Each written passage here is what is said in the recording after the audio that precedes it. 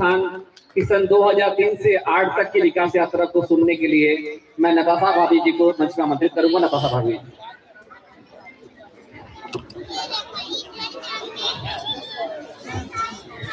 और एक बार तालियां आप सभी के लिए जो इतनी देर से और इतने ध्यान से इन सारी प्रस्तुतियों को देख रहे हैं।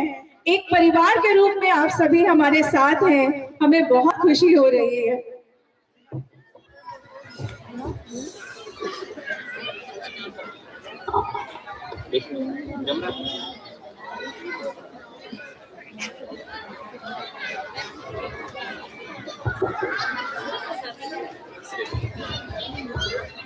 हेलो, सभी को नमस्कार। श्रद्धेय बाबा जी, पूजनीय माता जी को नमन, जिनके माध्यम से पूरी मानव जाति को शिक्षा और व्यवस्था का स्वरूप मिला है, जिसकी वजह से हम आज सब एकत्रित हुए हैं। मैं नताशा त्यागी, 95 में हम लोगों का रायपुर आना हुआ। उसके पीछे भी बहुत लंबा इतिहास है, क्योंकि समय की कमी के कारण मैं बहुत शॉर्ट में थोड़ा सा रखना चाहूंगी, क्योंकि परिवार जो जीना होता है वो साथ साथ ही होता है। अकेले में कोई कार्यक्रम नहीं है, इसको मैं अच्छे से अपनी जिंदगी में देख पाई हूँ। 93 में एक बार इनका आना, मतलब इनका जो मेन उद्देश्य था कि मेरी जिंदगी का उद्देश्य केवल ब्रेड एंड बटर नहीं है, मैं कुछ सार्थक जिंदगी जीना चाहता हूँ। मतलब इनका 23 साल की उम्र, 24 साल में हमारी शादी हुई, 23 साल की उम्र से ही इनका एक निष्कर्ष निकल गया था और 24 साल की उम्र में इन्होंने जॉब से रिजाइन कर दिया था।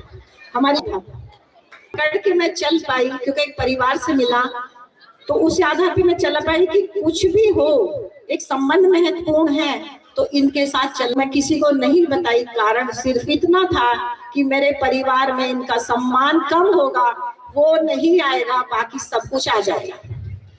तो वो एक लाइन से हम इतनी उपलब्धि पाए हैं। तो मैं रखना चाहती हूँ कि 93 में एक बार ये बाबा जी से मिलने अर्चना दीदी, इनके मामा जी भारत त्यागी थी, तो विद्या से जुड़े हुए थे, गायत्री परिवार से जुड़े हुए थे। तो दिल्ली के आसपास, दिल्ली एनसीआर में इन्होंने 4-5 साल काम किया।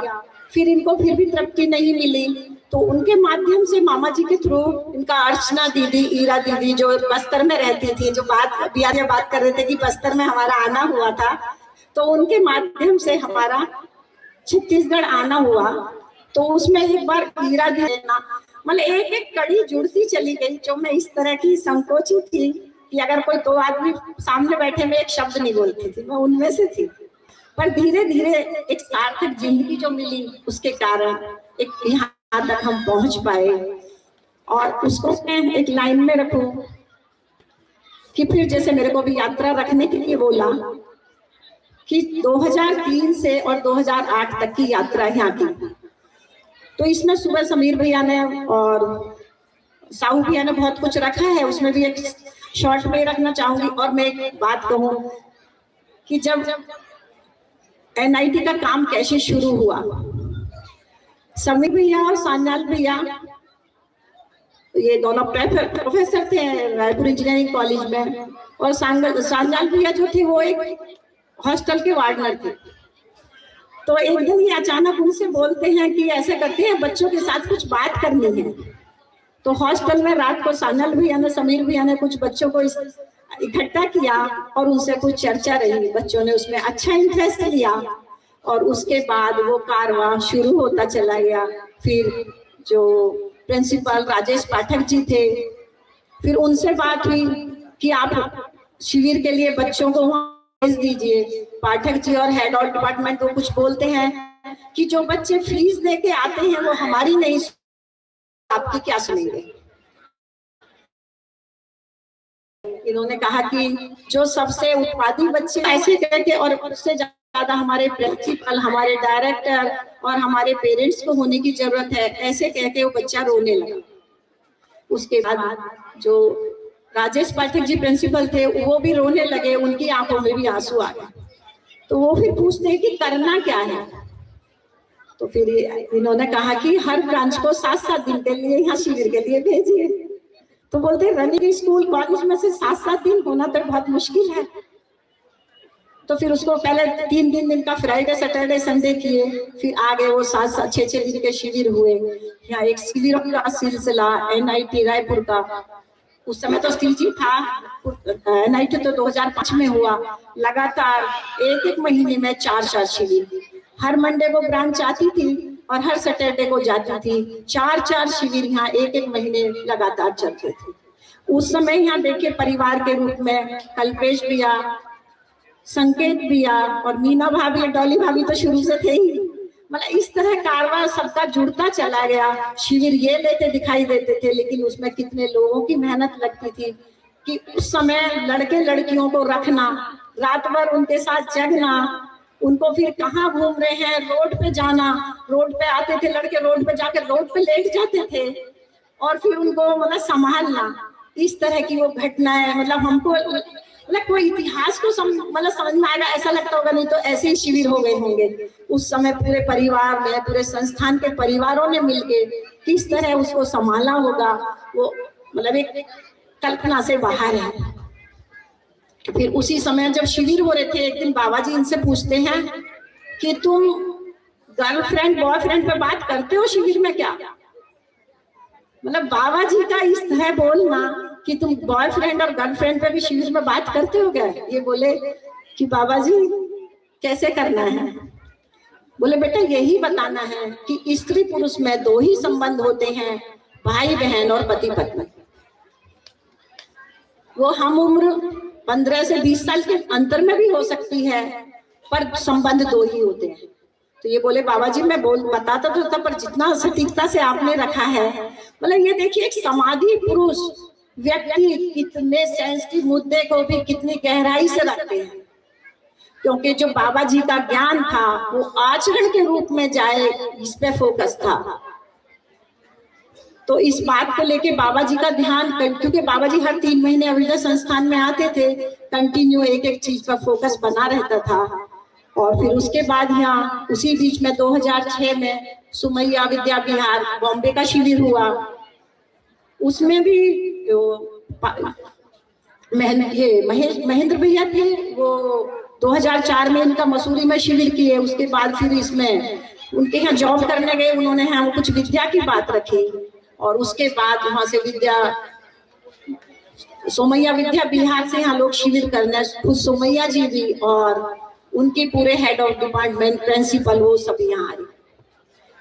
तो उस समय बाबा जी ने वो पूरा शिविर, जब ये शिविर ले रहे थे बाबा जी ने पूरा शिविर अंजलि भैया के, मीना भाभी के घर में बैठ के टीवी पे पूरा शिविर देखा। तो एक चीज को हर समय बाबा जी का पूरा ध्यान बना रहा कि क्या हो रहा है। मतलब बाबा जी ने अभिदय संस्थान के लिए जितना समय दिया है, मतलब उसकी ये हम सबको उपलब्धि है कि हम इस तरह के सब लोग यहाँ उपलब्ध हो पा रहे हैं, क्योंकि यहाँ बाबा जी का भरपूर श्रम लगा है। फिर उसके बाद 2007 में सुरेंद्र पाठक भैया जी हैं, विद्या से जुड़े हुए हैं, उनके परिचित अग्निहोत्री जी थे, उनके माध्यम से पूर्व मुख्यमंत्री आज हमारे साथ बैठे हैं डॉक्टर रमन सिंह जी, उनके साथ उन्होंने मीटिंग कराई। उस मीटिंग में बाबा जी भी थे और सब हम वरिष्ठ भाई लोग सब साथ में थे ही। उस समय CM साहब ने नंद कुमार जी के लिए कहा कि ये सक्षम भी हैं और मतलब ज्ञान संपन्न भी हैं, सक्षम भी हैं और इनके पास अधिकार भी है, ये इस काम को करेंगे। तो 2007 से वो काम आपके माध्यम से शुरू हुआ और वो इतना सिलसिला चला उसमें कि कंटिन्यू। फिर नंद कुमार पहले एक शिविर हुआ SCRT के टीचर्स लोगों का, फिर अगले शिविर में नंद कुमार जी जो एजुकेशन सेक्रेटरी थे खुद 7 दिन के शिविर में आए। 7 दिन शिविर में उन्होंने खुद पूरा 7 दिन मोबाइल बंद करके अपना शिविर किया था। और शिविर करने के बाद वो एक नारा दे के आए थे, जबरदस्ती आओगे और जबरदस्त होके जाओगे। ये नंद कुमार जी उस समय नारा दे के गए थे। तो उस समय मतलब वो जो शिविरों का सिलसिला शुरू हुआ वो करीब लगातार मतलब कंटिन्यू चला। और उसके बाद से फिर वो उसी बीच में हाँ एडोसेट के माध्यम से भी नंद कुमार जी ने एडोसेट के माध्यम से भी शिविर कराए। तो एडोसेट के माध्यम से करीब 16,400 लोगों का ये शिविर लिए। तो वो शिविर का इतना सफल वो रहा कि इसरो की टीम उस शिविर जो एडोसेट के माध्यम से शिविर हुए थे, इसरो की टीम उसको देखने आई थी रायपुर छत्तीसगढ़ में कि एडोसेट का इतना अच्छा उपयोग जीवन विद्या के लिए यहाँ हुआ है। तो एक से देखिए अभ्युदय संस्थान पूरा ज्ञान के लिए, शिक्षा के लिए एक कर्म भूमि, जन्मभूमि, कुछ भी बोलिए, क्योंकि बाबा जी का यहाँ पूरा योगदान हो लगा है। और उसी के रूप में फिर उसी बीच में योगेश भैया का वो भी एक घटना है कि एक लंदन के डॉक्टर दत्ता जी थे, उनका परिचय पवन गुप्ता जी थे, उनके माध्यम से हुआ। और उन्होंने जीवन विद्या के वो एक फंडिंग करते थे, जो संस्थाएं इंडिया भारत में जो संस्थाएं कुछ काम करती हैं उनके लिए फंडिंग का काम करते थे दत्ता जी। तो फिर वो उनका परिचय पवन गुप्ता जी से हुआ। उन्होंने बताया कि ये अब जीवन विद्या है, आप उनसे बात करिए। तो एक वो संस्थान थी जिसमें योगेश भैया, स्वर्णा दीदी काम करते थे, वो उस संस्था को भी फंडिंग करते थे। तो दत्ता जी ने फिर योगेश भैया, स्वर्णा दीदी को बोला शिविर के लिए, फिर उन्होंने अपने यहाँ शहडोल बुलाया है इनको। उसके बाद फिर वो स्वर्णा दीदी और योगेश भैया यहाँ आए और यहाँ आके फिर वो यहीं उनका रहना हुआ एक परिवार के रूप में। और उसके बाद फिर अध्ययन शिविर का जो सुबह बात साहू भैया कर रहे थे कि अध्ययन शिविर का फिर लगातार दौर चालू हुआ। यहाँ तक का ये जो इतिहास 2008 तक का मेरे को रखने के लिए बोला था, ये यहाँ की बात है। अब आगे का थोड़ा सा मैं 2 लाइन में भी रखना चाहूंगी कि जिस सार्थक जिंदगी की तलाश में हम आए थे, वो सार्थक जिंदगी अपने को बहुत कुछ पूरी होती हुई दिखाई दे रही है। और एक बार बाबा जी हिंगना, हम लोग हिंगना रहते हैं, 2012 में बाबा जी हिंगना घर आए थे। तो इन्होंने ऐसे ही पूछा, बाबा जी यहाँ हिंगना का क्या नाम दिया जाए? तो बोलते बेटा क्या नाम दिया जाए? इसको अभ्युदय संस्थान रखा जाए। तो ये बोले बाबा जी इतने बगल बगल में 2 संस्थान।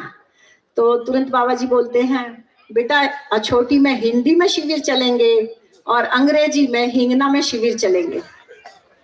तो उस बात को सुन के समझ में नहीं आया। ये बोले मैं तो हिंदी में शिविर लेता हूँ, बाबा जी हिंगना में शिविर लेने के लिए क्यों बोल रहे हैं? उस समय वो बात ऐसे रही। पर लेकिन आज जो हम देखते हैं अपने आने वाली पीढ़ी को, जो हम लोगों में जो एक रूपता थी, आपस में जो संबंध थे, उससे गहरा ही संबंध हमारे बच्चों में वो दिखाई देता है। और आगे पीआर भैया का परिवार अब 2026 में शिफ्ट हो जाएगा और 5-6 बच्चे और वहाँ हिंगना में घर बनाने की तैयारी में है। तो लग रहा है जो बाबा जी बोले थे वो इंग्लिश में शायद हो सकता है, इंग्लिश में हिंगना में शिविर हो, ऐसी अपेक्षा है। और संस्थान की उपलब्धि के रूप में देखें कि हमारे आने वाली पीढ़ी अपने तन मन धन से इसमें लग गई है, ये हमारे लिए सबसे बड़ी संस्थान की उपलब्धि है।